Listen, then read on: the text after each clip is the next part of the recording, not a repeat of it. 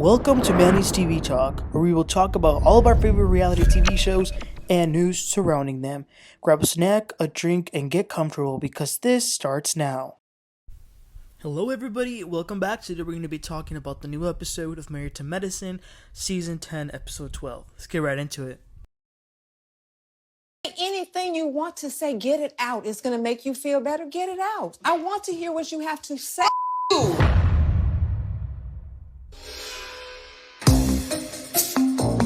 Thank you. This episode was crazy. Let's get started. So we start the episode in Atlanta. Everybody makes their way into the Whitmore's home so that they can leave for the cast trip. It's their 10th anniversary friend trip. They actually showed some flashbacks of all the trips that Married to Medicine has had. And wow, this crew is definitely special. I love also that Simone bought a whole lot of bagels and drinks from Panera for the people to eat before they left. Simone says to Kemma, "So Kemma, you want me to fix you a plate? You know, we serve men around here. We prioritize them." And he says, "Well, that's music to my ears." He says that his wife is well trained. Then Simone is like, "Well, you know, where is Heavenly, Jackie, and Phaedra? Because they were the ones that were missing." And Toya said, "Well, you know, they're not here because they require the most makeup." But Simone calls Heavenly and asks, like, "Where are you?" And Heavenly says, "I'm not coming." Toya says, "Okay," but Simone wants to know why. So Heavenly basically says that she doesn't like this and she wants to support Jackie, and Curtis does not want to go, so she's not going to be attending. So Simone calls Jackie to confirm if Jackie is coming or not. And Simone says, "I just got off the phone with Heavenly and she had a very nasty demeanor." But Jackie says, "Yeah, you know, they don't want to go. They don't want to open that door back up. Such a dark time that they lived." And Toya says, "It's closed, Jackie. No one's gonna open it back up." And Jackie then starts to cry. She says, "I'll call you back." Toya says, I'll say a little prayer for you, love bug." It was sad that she was crying, But then they make their way out. Phaedra got there just in time to get on that little. They actually rented out this super nice like bus/sprinter. I liked it. Somebody said something about shots. Phaedra said that she ain't taking no shots right now, but Toya said, "You better take the shot or I'll put it in your rectum." Then Eugene starts to go into detail about a medical incident that had happened. It is so nasty that I'm not even going to say it. It was too much. Y'all can go see that. They fill in Phaedra about Heavenly and Jackie, but Toya makes a good point. She says that the only time that anyone has actually gone like deep or crossed the line with Jackie and her infidelity was the one who's fighting for her, aka Heavenly. And that is so true. Then they play some games like name the 3 things that you do before this or the 3 things you do before that. Then Toya says, "What are the 3 things you do when you put Kemma to bed?" And Alicia says, "Oh, okay, a home cooked meal, sex, but not oral." So then that sparks a conversation. He says that he doesn't do that. In his culture, they don't give head, okay? Let's just say how it is. They don't do that. He says that's his African culture, and they didn't make a big deal about that. So they arrived to the Hilton Head Island, and it's actually pretty nice. They got this house that they're renting that they're going to be staying in, which it is kind of a slap in the face that their 10-year trip is in this basic ass house. But anyway, when they walk in, there's a chef. He was cooking some seafood broil that looked dry and unseasoned, by the way. They picked their rooms. Alicia wanted a good room, but when you're a newbie, you're lucky if you even get a room. Phaedra, you gotta love Phaedra. She was letting all the men pamper her, carry her luggage. Dr. Alicia even said that Kemma told her that she needs to go to Phaedra University because Phaedra, she's very in touch with her femininity, so she knows how to asks for things with that amount of sweetness and girliness, and Kemma likes that. He says that nowadays women are like, "I am the boss, I am the man," and he says, who want to help anyone like that? So they go outside to eat, and look who arrives: Jackie, Curtis, Heavenly, and Damon. I loved how Dr. Greg said, "I don't know what makes them so special that they had to come separately." So they sit down to eat, and Heavenly came in with such a bad energy. Right out the gate, she asks, "Well, what did I miss?" And Toya says, "Oh, well, we talk about you like a dog for being a bad friend and leaving us hanging." Heavenly says that she made it clear to Simone that if Jackie wasn't going, she wasn't either. But Toya thinks that's disrespectful to the rest of them. She wanted them all to come together. And realistically, she says, they were not planning on bringing up Jackie and Curtis situation, not until, but now they're the ones that brought it up. So they didn't want to talk about it, but now they're talking about it because of them. Jackie gives Toya a death stare and says, well, we can keep it dead. Her delivery saying that, it was giving like the done with it moment. But Sweet Tea jumps in and says, well, I felt like you shouldn't have brought up the situation with Quad in my bachelorette party. And I had forgotten this, but at the bachelorette party, like a long time ago that we saw of Sweet Tea's, Jackie actually brought up the time that Greg was in a hotel room with some girl, and she made some joke about that. So that's what Sweet Tea is referring to. Jackie says, do you want to make me feel uncomfortable? And Sweet Tea says, well, I feel like you should be in the hot seat.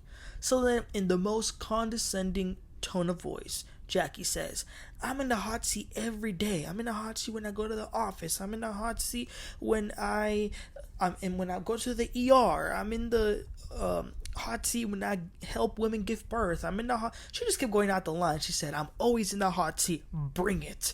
Damn.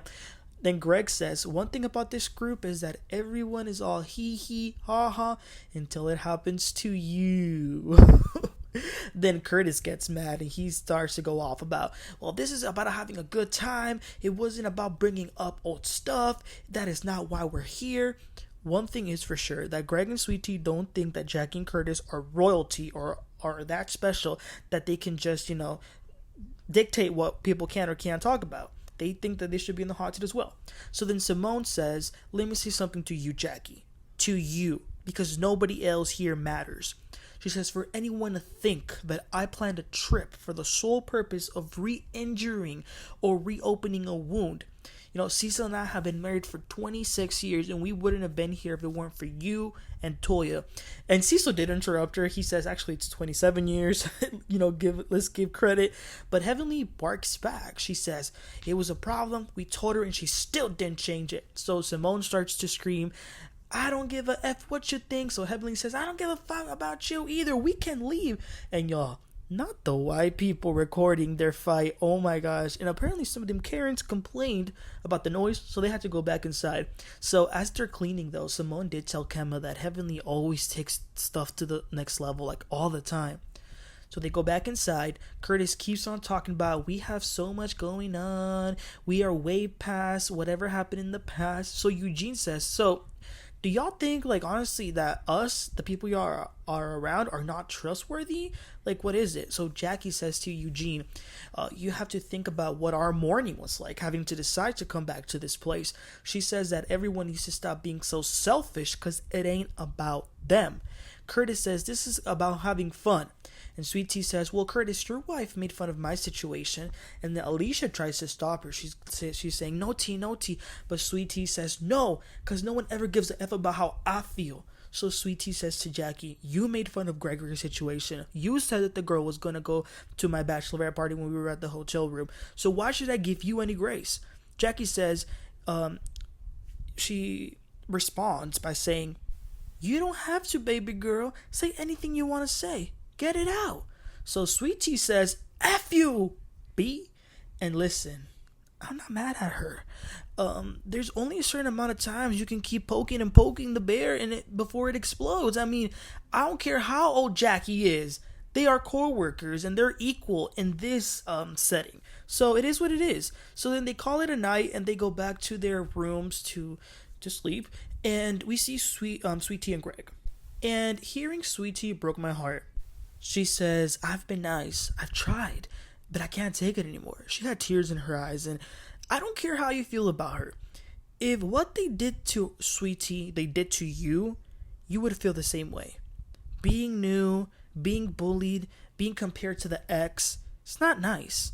The next morning, they get ready for a new day. Simone divided the activities. The girls are doing something and the men are doing a cooking class because they claim that Kemma can use it. Now that Sweet Tea has calmed down, though, Greg tells her that he understood her emotions last night, but she should probably try and keep her cool and not react in that way.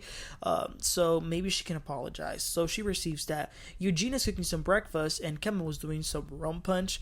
in the morning. They talk about last night, and they're asking like, should Sweet Tea be calling the old lady a B-I-T-C-H? But Eugene says, well, at the same time, she can't be calling her a little girl. Also, Heavenly apologized to Simone, and she says, I know that you didn't do it maliciously, whatever. Heavenly, listen, she will apologize, but at this point, her apologies are kind of worthless, because, like, if you apologize, you do the same thing again. Is it really an apology? Like, what even is that? Not really. So then they get going with their activities. The men go to their place, the women go to theirs. I will say, I know they're joking about it, but I think that all this about Kemma's traditional roles, okay, we get it. It was funny the first time, but they're going way too far. Like, enough. We get it. You all disagree. So on the car ride with the women, Sweet Tea takes time to apologize to Jackie and says, Jackie, what you said really hurt me. So she was feeling that, but she does apologize because she can empathize to Jackie's feelings. So Jackie says, I understand how that, was hurtful, but for someone to tell me to F off and add the B to it, you know what? Apologies are for yourself. And everyone pretty much agreed that Jackie will never forgive Sweet Tea. Which, Jackie, that is not a good look. And it's kind of funny, though, how Dr. Jackie don't want to forgive anyone, but this recent scandal, wow, that's crazy. That's really crazy with her.